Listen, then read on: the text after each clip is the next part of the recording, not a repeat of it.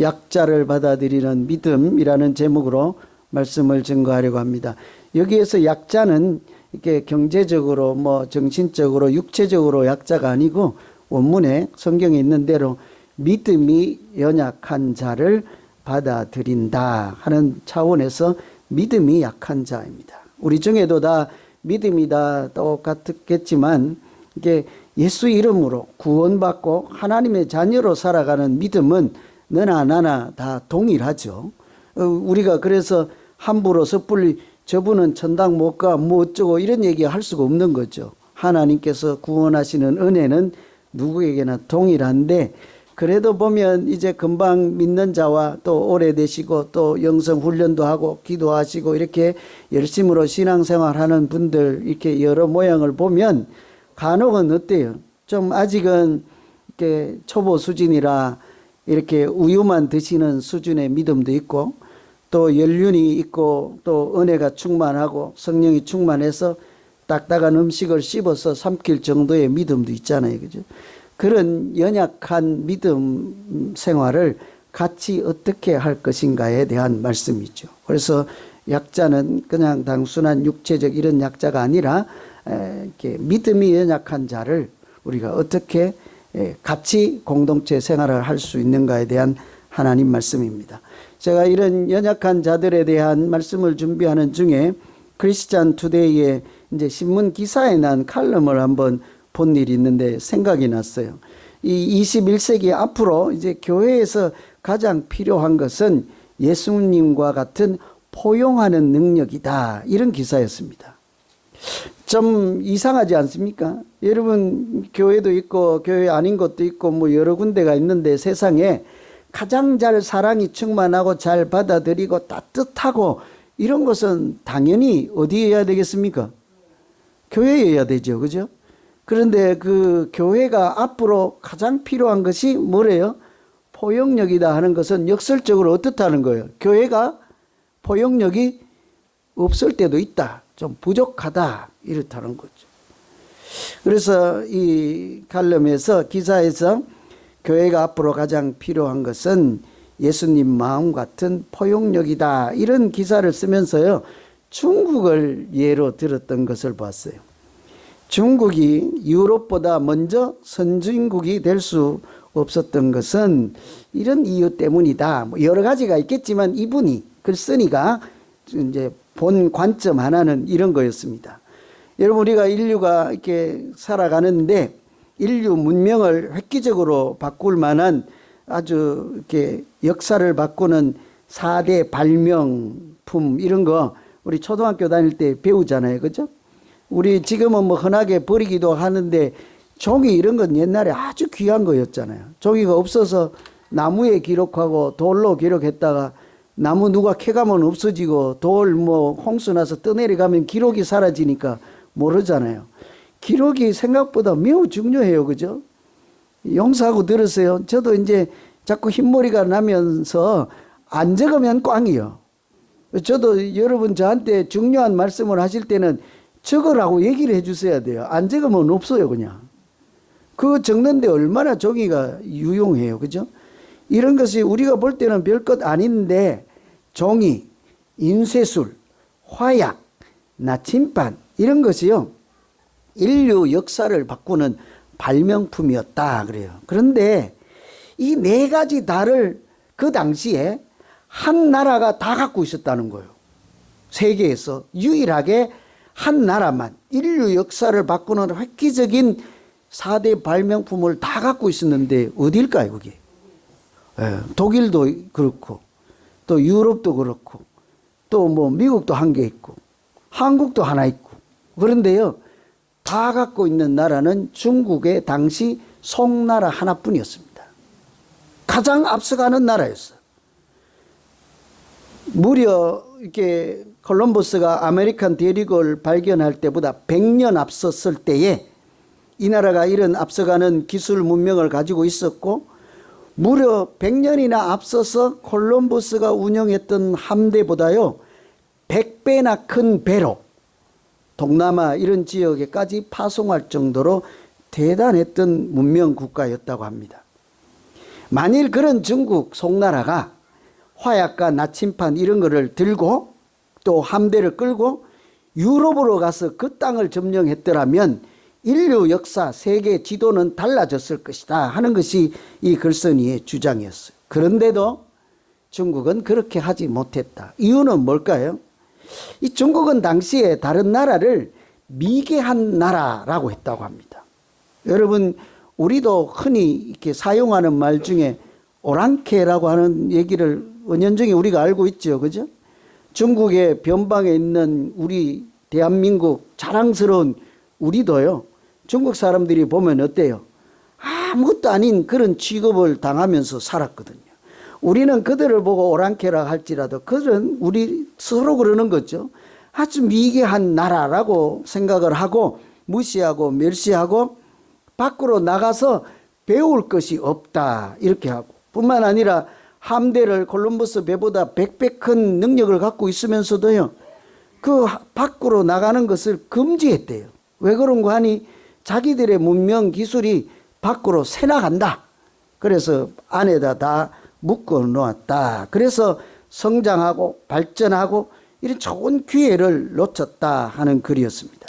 제가 이 기사를 보면서 나라든지 국가든지 개인이든지 비즈니스든지 기업이든지 성장하는데 공통점이 있는데 그것은 포용력, 받아들이는 것이라고요.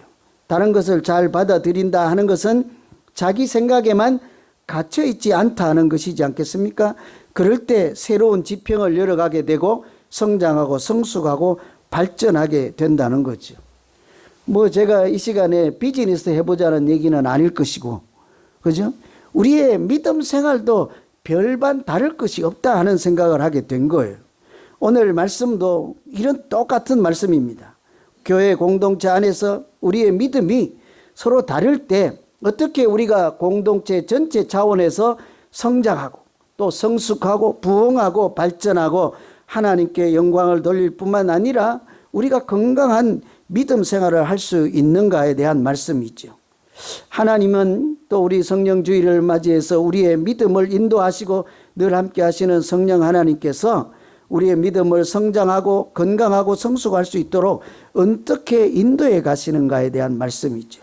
오늘 말씀을 보시면 1절에 보시면 믿음이 연약한 자를 너희가 받되 그의 의견을 비판하지 말라고 하는 것처럼 연약한 자를 어떻게 하래요? 받되는요, 공중에서 떨어지는 거 받는 거 이런 얘기를 하는 거 아니냐. 두 팔을 벌려서 마음으로 품어라 이런 얘기죠. 받아들여라. 영어로 accept 이렇게 되어 있더라고요. 그래서 혹시 참고가 될까 싶어서 제가 현대인의 성경을 번역을 읽어보니까 조금 더 접근하기가 쉽게 되어 있어요. 믿음이 연약한 사람을 따뜻이 맞아주고 그의 의견을 함부로 비판하지 마십시오. 여기 따뜻한 이 단어만 들어도 어때요? 마음이 다 푸근하시죠? 우리 다 좀 이렇게 냉대봐지고 멸시당하고 무시당하면서 살아갈 때가 있잖아요. 그죠? 누가 좀 따뜻한 게 손이라도 내밀고 따뜻한 마음으로 하면 좀 마음이 울컥하잖아요. 그죠? 그런 것처럼 우리가 믿음이 연약한 사람도 따뜻하게 맞아주라.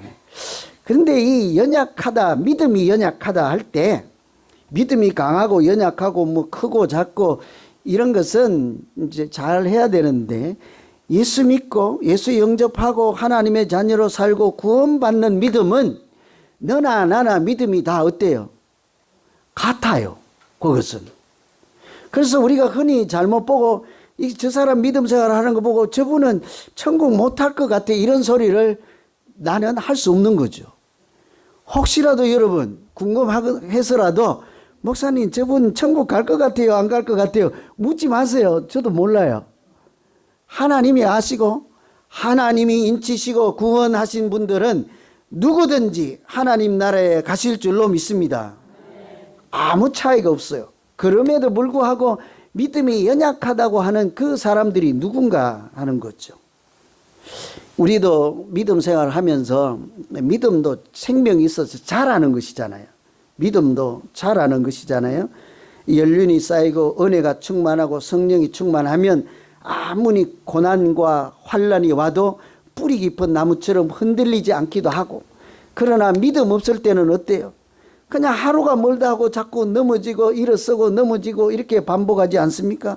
그런데도 그런 중에 자라죠. 이 믿음이 연약하다 하는 것은 예수 믿고 구원받은 믿음 생활을 하긴 하되 그 신앙생활의 모습에서 어때요?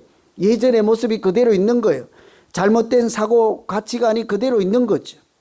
그러면서 옛날 방식도 버리지 못하고 하나님 말씀에도 연약해서 지킬 때도 있고 그렇지 못할 때도 있고, 이런 연약한 분들이 있어서 실수하기도 하고, 또 이 성경에 있는 말씀 우리가 다 지킬 수 있는 것도 아니잖아요. 그죠? 그래서 연약한 부분이 있는 사람들, 구체적으로는요, 먹는 것이 문제였습니다. 늘. 오늘 우리도 이제 예배 끝나면 식당에 가서 식사를 하실 텐데, 제가 장담하는데요, 싸우는 분이 한 분은 꼭 나온다. 왜 싸웁니까? 왜 쟤는 더 많이 주냐고. 왜 쟤는 나오는데 나 먼저 안 먼저, 내가 나이가 더 많은데, 이럴 수도 있고. 자, 드시다가 보고 팍 봤는데 오늘 뭐더라? 맛있어요. 그 제목이 버섯 된장찌개인가 그래. 가만히 서 보니까 저쪽에는 버섯만 보이고 나는 된장만 보이거든요. 그래서 이게 억한 감정이 있나 하고 분명히 싸울 수도 있거든요. 당시에 이런 걸로 싸웠어요. 먹는 걸로. 그냥 우리처럼 된장찌개 갖고 싸운 것이 아니고, 당시에 왜 우상이 많았잖아요. 우상에 제사 지낸 고기를 갖다가 이게 많으니까 시장에 갖다가 팔았단 말이에요. 싼 값에. 그러면 가난한 사람들이 그 고기를 사다가 비싼 고기 대신에 한번 우상에 드린 제사 바쳤던 고기라도 먹을 수 있잖아요. 사다가 먹었다고요. 그래서 옆에서 지켜보던 권사님이, 교회 다니는 당신이 어떻게 우상에 바친 고기를 먹냐 이렇게 얘기를 한 거예요. 돼요, 안 돼요? 이쪽은 안 된다는데 왜 이쪽은 된대요? 이런 거 갖고 이제 싸우는 거. 이거 갖고. 그래서 이 오늘 성경이 주시는 말씀은 아직 믿음이 연륜이 약하고 해서 혹시 먹더라도 먹는 자를 따뜻하게 품어주고 비난하지 말라.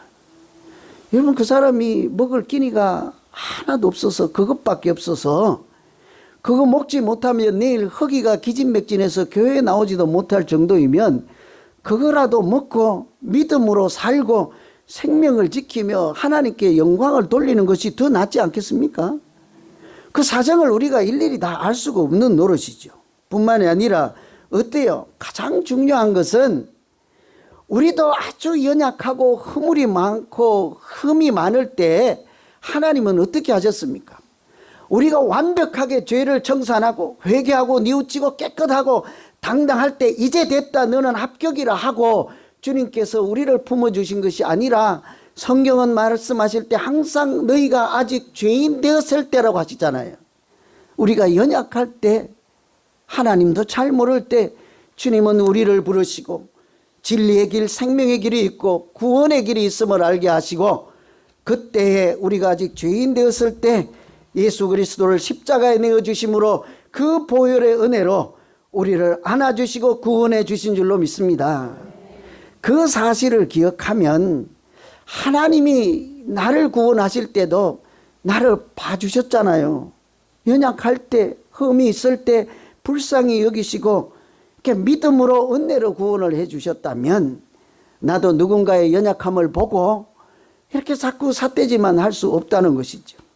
여러분, 누가복음 15장에도 보면 탕자의 비유라는 말씀을 다 아시잖아요. 둘째 아들이 아버지의 유산을 미리 챙겨가지고 배은망덕하게 아버지의 그 권위를 인정하지 않는 거잖아요. 죽은 목숨 치고, 죽었다고 치고 재산 달라 해서 나간 아들이니까.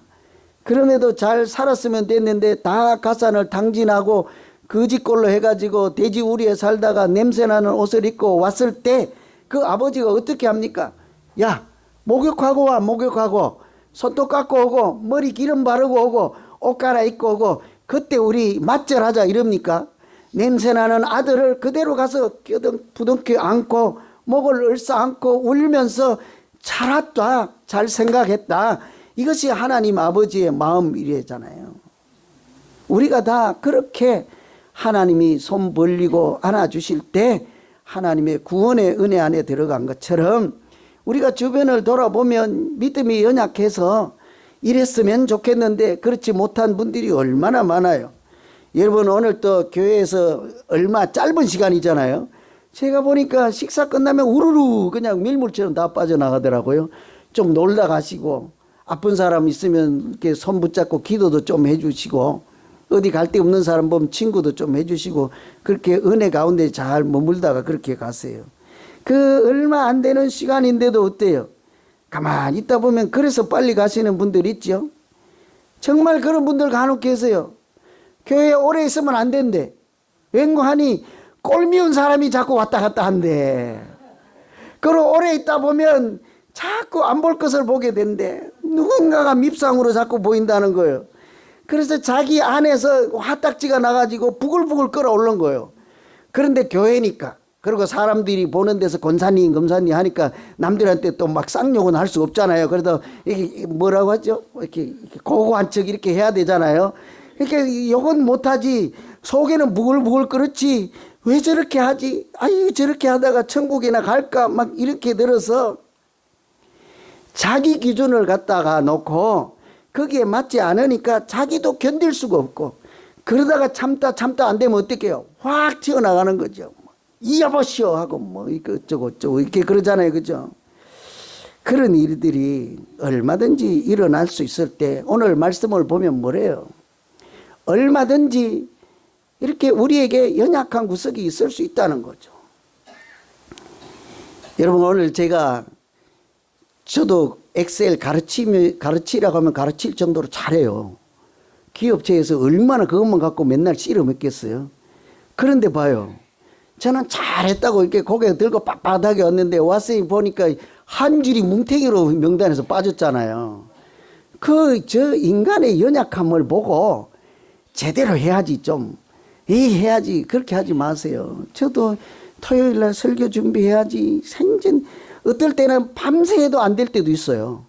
하나님의 은혜를 주시면 5분만 해도 쓸 수 있지만 준비가 안 될 때도 있다고요. 그러면 이렇게 머리에 옆에서 누구나든지 뭐 이렇게 하면 예민하다고요. 이렇게 설교 준비는 안 되지. 명단은 써야 되지. 또 엑셀은 한글로 바꿔야 되지. 예민하니까 막 세워보고 어쩌고 한 줄이 빠졌네. 이렇지 못한다니까. 그러니까 오늘 빠지신 분들 용서하시고 인간의 연약함이 누구에게나 있구나. 그러면 어때요? 밉상으로 보일까요? 안 보일까요? 이쁘게 보인다고요. 다 그럴 수밖에 없다고요. 우리가 그래서 하나님이 우리의 연약함을 다 아시고 말할 수 없는 탄식으로 우리를 위해서 기도하시고 생명의 길로 인도하신다 하시잖아요. 여러분 틀림없이요. 우리가 서로 그 연약한 부분을 인정하고 그렇게 되면 하나님은 우리 가운데 하나님 나라가 이루어지게 하시고 하나님의 은혜가 또 따뜻하게 품어주는 그 분들에게 더욱 크게 작용하고 역사하실 줄로 믿습니다. 그렇게 품어줄 때가 행복할 때이죠. 왜 우리가 이렇게 어떻게 하면 이렇게 따뜻한 믿음 생활을 할 수 있을까? 제가 6절을 잘 살펴보니까 나를 중히 여기는 자도 주를 위하여 중히 여기고 먹는 자도 주를 위하여 먹으니 이는 하나님께 감사함이요 먹지 않는 자도 주를 위하여 먹지 않으니 하나님께 감사하느니라. 여기 보면 저는 자꾸 감사라는 것이 자꾸 들어왔습니다. 이렇게 해도 주님을 위해서 하는 일이면 거기에도 감사가 있고, 그러니까 예를 들어서 그 우상에 드린 제물을 먹더라도 주님이 주시는 믿음의 능력과 권세를 가지고 실족까지 하늘 만한 하나님께서 주시는 모든 것이 우리에게 먹을 것이라 생각하고 먹을 때 자기도 넘어지지 않고 다른 사람에게도 시험 주지 않는 착한 마음으로 먹으면 그곳에도 감사가 있고, 나는 아직 믿음이 연약하여서 이것을 먹으면 나도 시험에 들고 혹시라도 아직 믿음이 당차지 못해서 견고하지 못해서 내가 먹는 것을 보고 누군가가 실족할 수도 있구나 하고 먹지 않는 사람도 감사할 수 있느니라. 그러니까 우리가 무엇을 하든지 주님을 위해서 하고 감사하는 마음으로 할 때 우리가 다른 사람을 얼마든지 받아줄 수 있다는 말씀이지 않겠습니까? 여러분, 우리는 늘 사나 죽으나 뭐라고 그래요? 누구의 것이라고 그래요? 알기는 아시네, 그죠? 근데 진짜로 그렇게 생각하십니까? 사나 죽으나 내가 이제 주의 것이라. 우리는 예수 그리스도와 함께 십자가에 못 박혀 죽었나니 이제는 내 안에 내가 산 것이 아니라 누가 사신대요? 예수 그리스도께서 사시는 것이라 했잖아요. 그러니 나는 죽어도 주를 위하여 살아도 주를 위하여 사나 죽으나 주의 것이다. 먹든지 마시든지 먼저 그의 나라와 의를 구하는 그런 믿음 생활을 할 경우는 그 저절로 감사와 은혜가 하나님께서 우리 가운데 충만하게 하실 줄로 믿습니다. 우리가 고린도전서 13장에 그래서 우리가 해야 되는 사랑 가운데 첫 번째 항목이 뭐예요? 사랑은 오래 참는다 그러잖아요. 여러분, 우리 중에 믿음 생활을 하면서 좀 밉상스럽고 꼴상 살아온 내 기준에 맞지 않는 사람 보이면요, 막 억지로 참느라고 이렇게 너무 애쓰지 마세요. 그냥 목사님이 그러면 안 된다고 그랬지, 성경은 품으라고 그랬지, 내 기준에 안 맞으니까 부글부글 끓으면서 억지로 자기 감정을 억누르면서 고통 가운데 하지 말고요, 여기서 오래 참는다는 것이요, 덮어준다는 거예요. 그 사람을 덮어줘 버리세요. 그 사람을 안아주시고 그 사람을 보호하시고, 그 사랑은 오래 참고에 오래 참다는 지붕이 되어준다는 뜻이에요.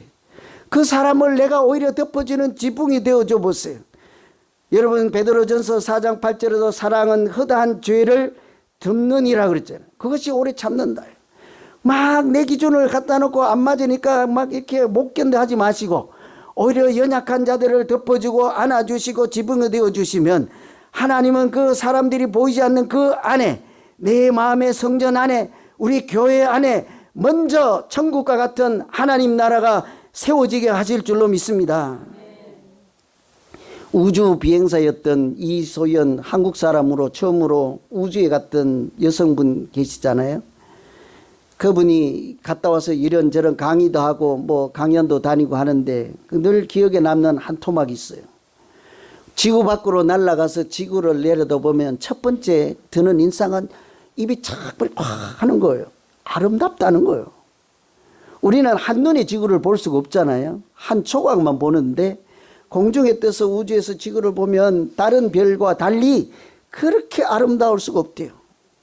그 중에 사람이 살고 문명이 있고 이렇게 아름다울 수밖에 없잖아요. 지구가 생명이 있고 그렇잖아요.